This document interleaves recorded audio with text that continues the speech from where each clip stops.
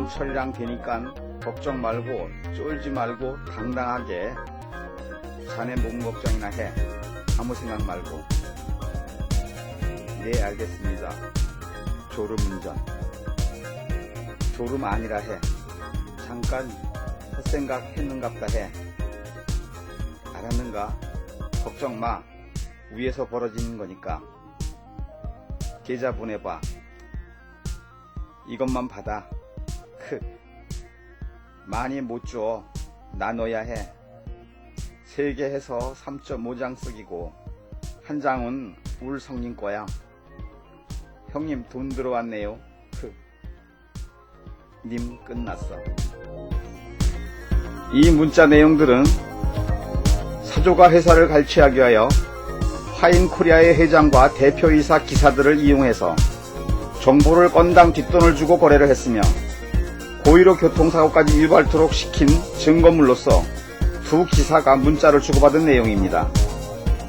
1965년 설립된 화인코리아는 국내 삼계탕 매출 1위 회사로서 닭 오리 가공업체로 2010년 94억 원에 이어 2011년에도 47억 원의 영업이익을 기록한 전남 지역의 유명한 중소기업이었습니다.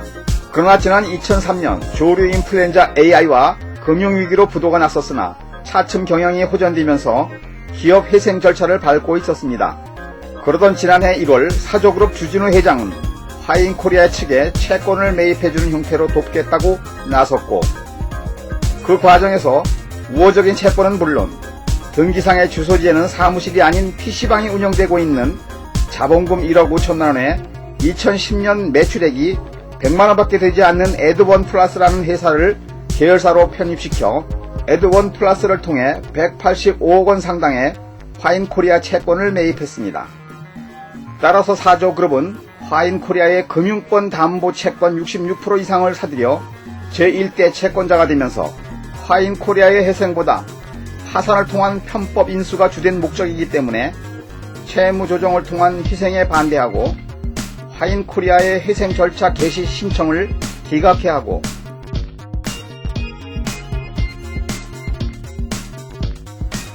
사조그룹은 M&A 대표적인 기업입니다.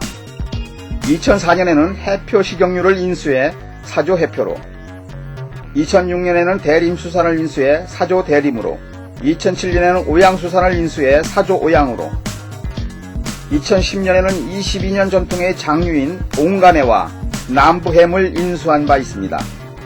그룹의 모태인 사조산업을 중심축으로 상장사를 포함해 28개 계열사를 거느리고 있으며 계열사 간 내부 거래를 통해 성장하고 있는 그룹으로서 이번에는 화인코리아가 타겟이 된 것입니다.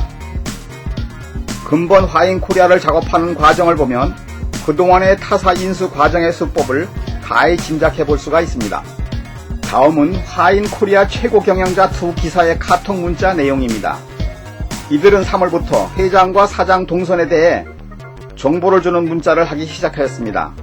5월 30일 문자를 보면 전 사장 기사인 김씨가 우울하다고 하자 회장 기사인 안씨가 사진을 보냅니다. 그러자 김씨는 확 풀렸다고 합니다. 바로 이런 사진을 보낸 것입니다. 이어서 안씨는 김씨에게 계좌번호를 달라고 합니다. 돈을 받은 모양입니다. 빨리 잘 준다고 합니다. 정보를 4건 팔았다는 뜻입니다. 정보를 사진으로 찍어 보내고 건당 거래하는 내역입니다. 4건 값을 받은 것입니다. 님은 끝났어 합니다. 화인코리아의 중요한 정보가 넘어간 듯합니다.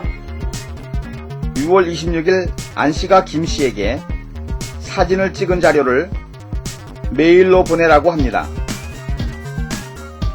회장 기사인 안씨는 전 사장 기사인 김씨에게 대표의 서류를 촬영해서 보내라고 하고 김씨는 찍다 걸릴까봐 걱정을 합니다. 다음은 사고 전날인 22일 밤 내용입니다. 안씨는 김씨에게 마무리 잘하고 내일 웃으며 보자고 합니다. 성공의 응원을 한 것입니다. 그리고 안씨 본인은 경비 작업 풀 붙이기, 즉 입단속 작업을 한다는 뜻입니다. 같은 날 밤 화인 회생 업무과장인 이 과장도 거사를 함에 있어 느낌이 안 좋다. 마지막인 것 같다. 누구에게 말하지 마라 라고 김씨에게 문자를 합니다.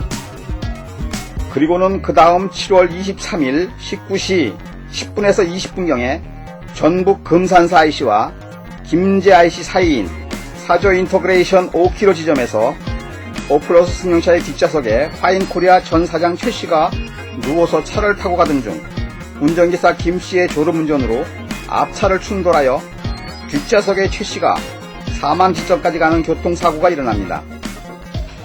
그 후 화인코리아 전 사장인 최씨는 운전기사 김씨가 졸음운전으로 충돌했다는 트럭이 의심스러워 경찰에 인적사항을 의뢰하였으나 경찰은 트럭 본인에게 물어보고 알려주겠다고 회피를 하여 개인이 알아본 결과 2010년 12월부터 2012년 7월 2일까지 화인코리아에 납품하던 트럭으로 밝혀졌습니다.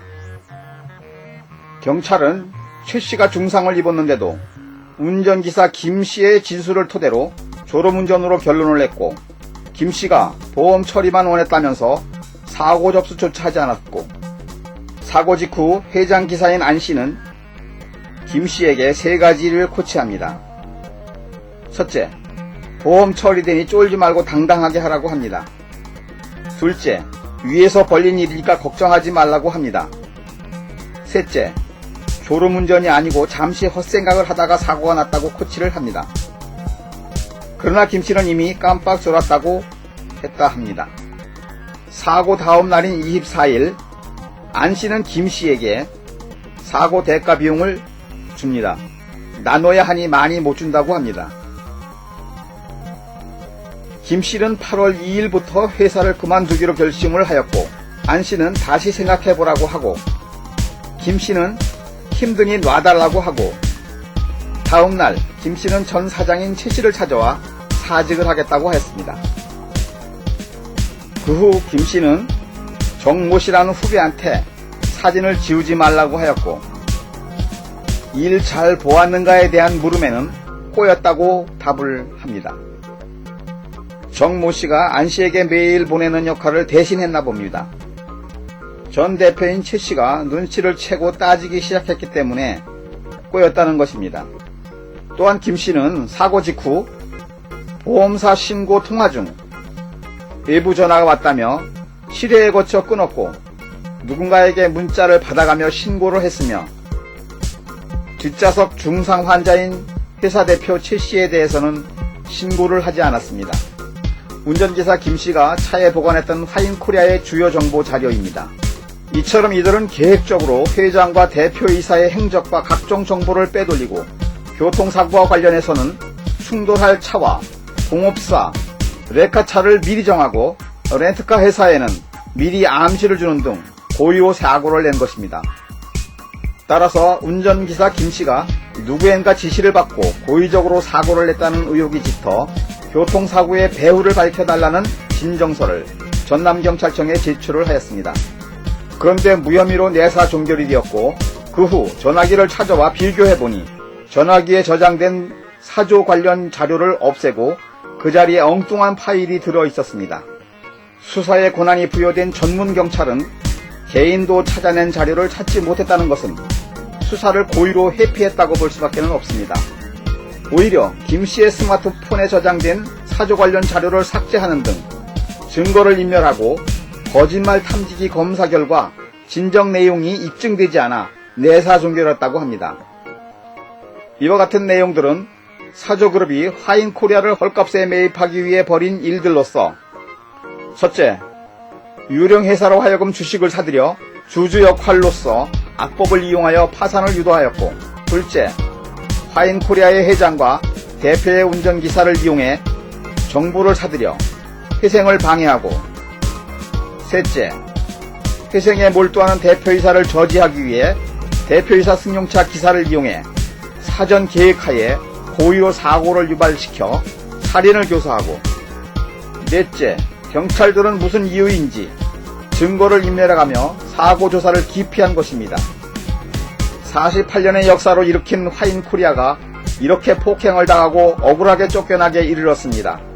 대국민들과 현 정부에 화인코리아의 전 대표인 최선희 도움을 간곡히 호소합니다. 즐겁지 않은 내용 보아주셔서 감사합니다.